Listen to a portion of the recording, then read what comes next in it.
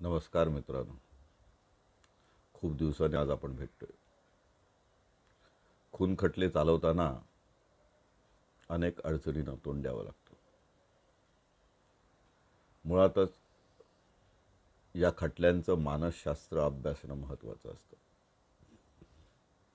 प्रत्येक जज वेगळा असतो, सरकारी वकील वेगळा असतो, पोलिसांची विचार करण्याची क्षमता वेगळी असते, साक्षीदार वेगवेगळ्या प्रकारचे असतात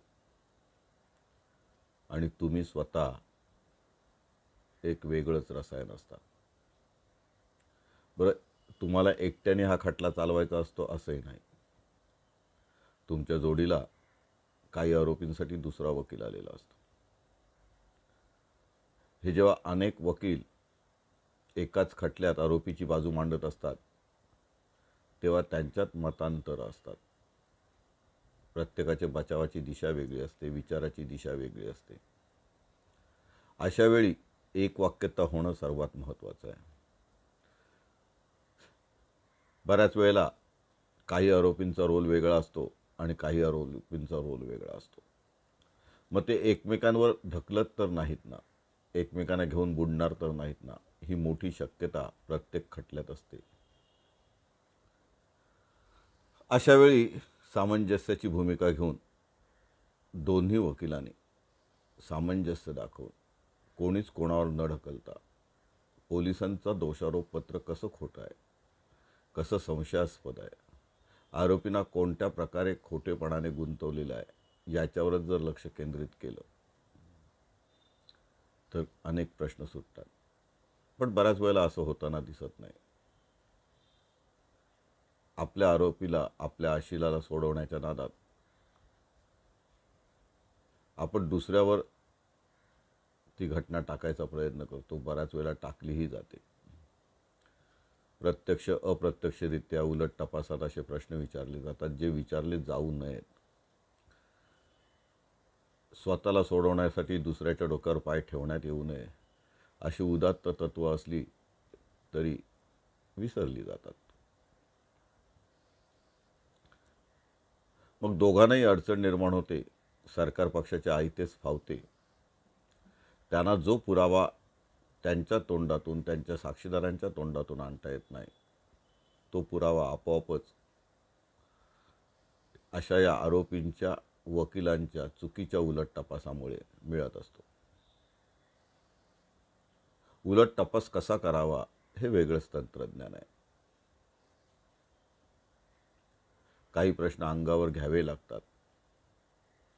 पण उलट तपासात नेमके कोणते प्रश्न विचारू नयेत याचं भान जास्त असावं लागतं. काही जणांना ते राहत नाहीत. काही काळ ते यशस्वी होतात, पाठ ठोकटून घेतात. पण अंतिमतः अशा प्रकारची वकिली घातक ठरू शकते हे काळाने सिद्ध केलेलं गणित आहे. साक्षीदारही वेगवेगळे असतात. म्हणजे खरंच पोलिसांनी त्यांच्या कोऱ्या कागदांवर सह्या घेतलेल्या असतात किंवा त्यांना खरंच काही माहिती नसतं.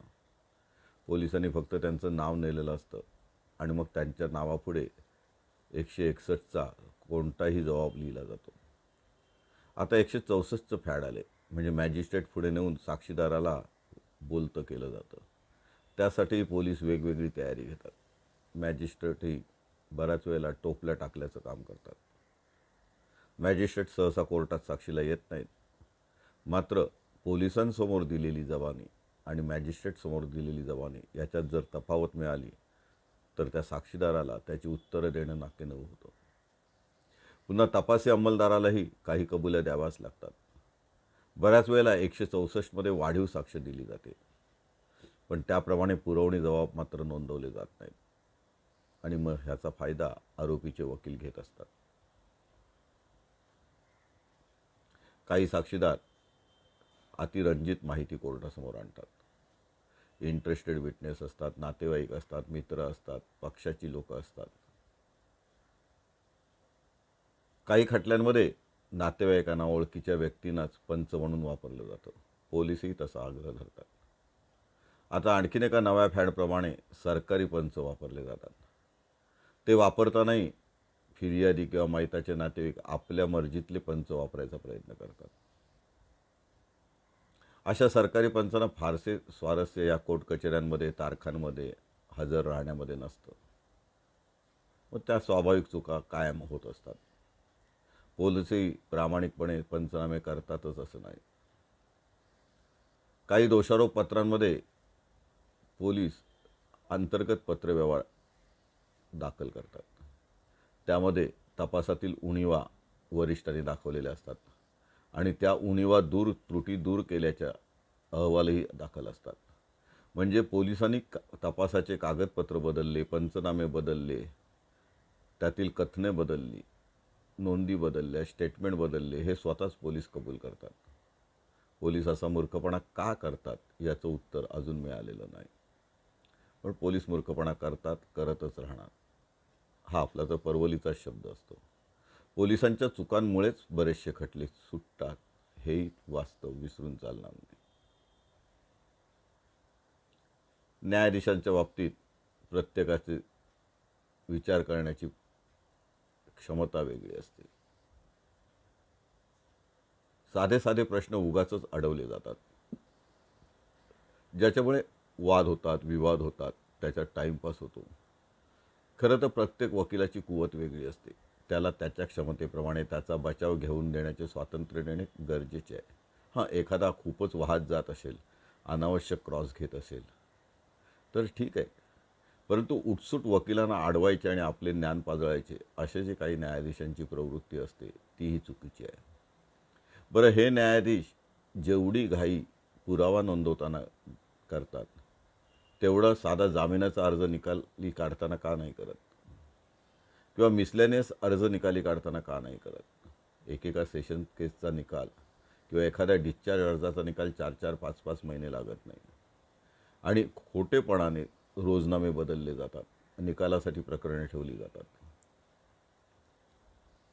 उच्च न्यायालयाने याच्यावर नक्कीच काहीतरी कार्यवाही करणं आवश्यक आहे. न्यायव्यवस्था सक्षम करणे, यामध्ये न्यायालय सक्षम करणे, त्याने उगाचच न्यायदानात ढवळाढवळ करू नये, उलट तपास अडवू नये. काही कागदपत्र आरोपींना दाखल करायची असतात, ती बचावाकरता त्यांनी राखून ठेवलेली असतात. ती कागदपत्र दाखल केली जात नाहीत, करून दिली जात नाहीत. याचाही परिणाम अनेक खटल्यांवर होतो. कोणता प्रश्न संयुक्तिक आहे आणि कोणता प्रश्न संयुक्तिक नाही हे ठरवण्याचं डिस्क्रिशन नक्कीच कोर्टाचं आहे, परंतु त्याचा अतिरेकी वापर करणं हे नक्कीच चुकीचं आहे. बरं, ट्रायल कोर्टात खटला घाईने संपवला म्हणजे न्याय मिळतो का? उद्या जर शिक्षा झाली तर उच्च न्यायालयाचे वकील उलट तपास पूर्ण झालेला नाही, योग्य झालेला नाही, आवश्यक ते म्हणणं कोर्टासमोर सादर केलेलं नाही, आवश्यक ते अर्ज कोर्टासमोर सादर केलेले नाहीत, कागदपत्र सादर केलेली नाहीत, अशी थातूरमातूर कारणं नेहमीच पक्षकारांच्या पुढे ठेवत असतात. उच्च न्यायालयातही यावर बऱ्याच वेळा चर्चा होते, परंतु वेळ निघून गेलेली असते. त्यामुळे ट्रायल कोर्ट हे अत्यंत महत्त्वाचं